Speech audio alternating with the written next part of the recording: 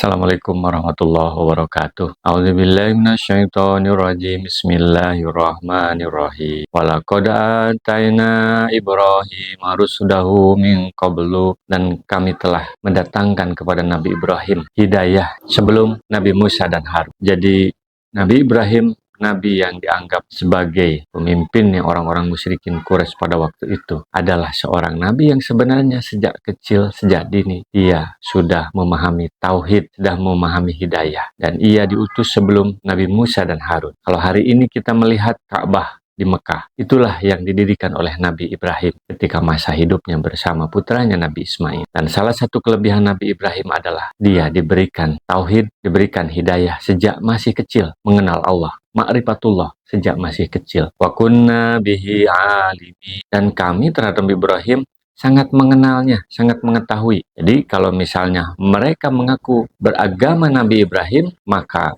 kata Allah, kami lebih tahu tentang Nabi Ibrahim. Tidak seperti yang mereka gambarkan. Idokola li abihi wa qaumihi. Ketika Nabi Ibrahim berkata kepada bapaknya dan kepada kaumnya, mahadihi tamasilu, patung-patung apakah ini? Karena pada waktu itu zaman Nabi Ibrahim itu kaumnya termasuk bapaknya itu menyembah berhala, patung-patung, dan tidak bersebut namanya. Dan ini juga ternyata terjadi ketika Nabi Muhammad diutus. Di Mekah itu sekeliling Ka'bah itu banyak patung-patung pada waktu itu. Yang itu pada waktu dulu dipertanyakan oleh Nabi Ibrahim, untuk apakah patung-patung ini? Allati antum laha kibun, yang kalian terhadapnya beribadah dengan tekun dan terus-menerus. Padahal sebenarnya mereka itu tidak setiap waktu ibadah. Ini berarti majaz, ibadah yang bersifat maknawi. Bahwa apa yang mereka lakukan terhadap berhala itu menuntut terhadap pola hidup, terhadap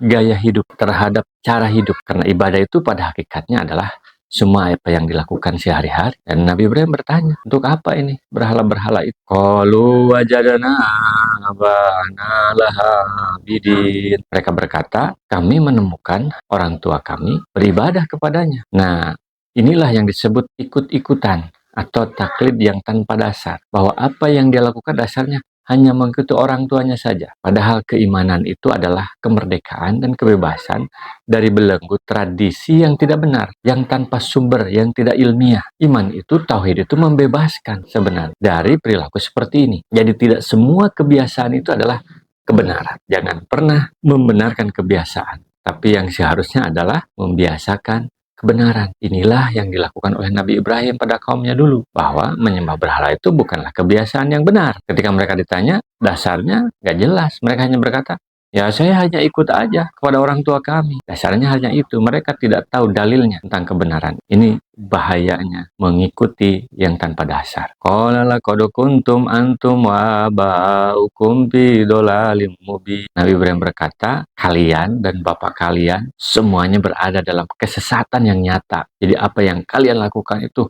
sesat, kata Nabi Ibrahim. Menyembah patung berhala itu adalah sesat. Itulah salah satu kebenaran yang bisa dilihat oleh Nabi Ibrahim. Rusda, kecerdasan spiritual Nabi Ibrahim. Tauhidnya Nabi Ibrahim di situ. Inilah kelebihan Nabi Ibrahim. Ketika semua orang hampir di sekitarnya, bahkan ayahnya sendiri musyrik, tidak bertauhid, Nabi Ibrahim bisa mengetahui itu. Inilah kelebihan Nabi Ibrahim. Qalu wajitana bil haqqi am anta minal laibin. Mereka menjawab, kamu ini sungguh-sungguh atau hanya main-main? Jadi sebuah keyakinan yang tanpa dasar, tanpa dalil, tanpa pondasi yang kuat, sumber yang kuat, yaitu dalam kebimbangan. Sehingga dia melihat apa yang disampaikan Nabi Ibrahim itu, wah ini mah gak benar, ini hanya komedi, hanya main-main saja, gitu katanya. Itulah salah satu bentuk keyakinan yang tanpa dasar. Mereka tidak bisa mendebat terhadap esensi permasalahan. Mereka hanya mendebat di luar. Mereka malah menganggap Nabi Ibrahim itu hanya main-main saja. Karena apa yang mereka lakukan, keyakinan yang mereka lakukan juga bukanlah satu yang berpijak pada satu pondasi sebagaimana tauhid dan keimanan. Tapi yang mereka lakukan hanya berdasar prasangka, praduga yang tidak kuat,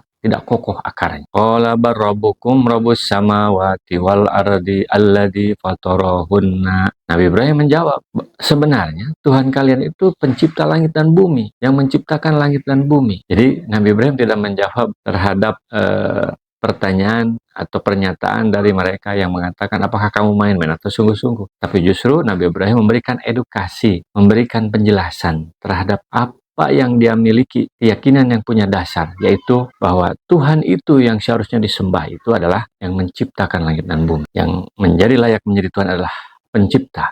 Ini satu kesatuan, yang menciptakan langit dan bumi dan apa yang ada dalam isi langit dan bumi itu, termasuk manusia itu sendiri. Nabi Ibrahim memperkenalkan kepada mereka, itulah yang seharusnya disembah, bukan patung-patung itu. Karena patung-patung itu tidak bisa menciptakan. Menciptakan lalat pun nggak bisa dia.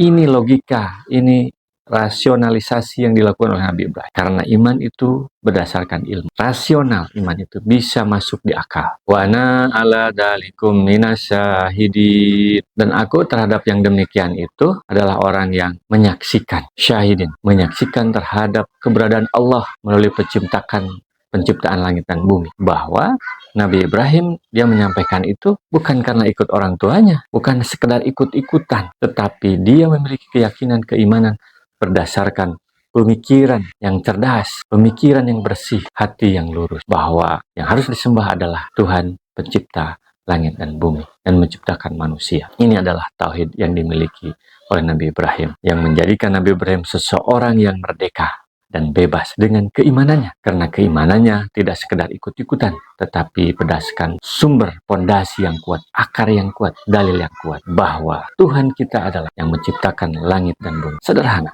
Ini adalah pendidikan ma'rifatullah yang diberikan oleh Nabi Ibrahim yang secara sederhana bisa dipahami dengan mudah. Shadaqallahul. Assalamualaikum warahmatullahi wabarakatuh. Rasulullah SAW bersabda, baligu anni walau ayatan, sampaikan dariku meskipun satu ayat. Mari kita sebarkan jalan kebahagiaan dengan like, share, dan subscribe channel ini.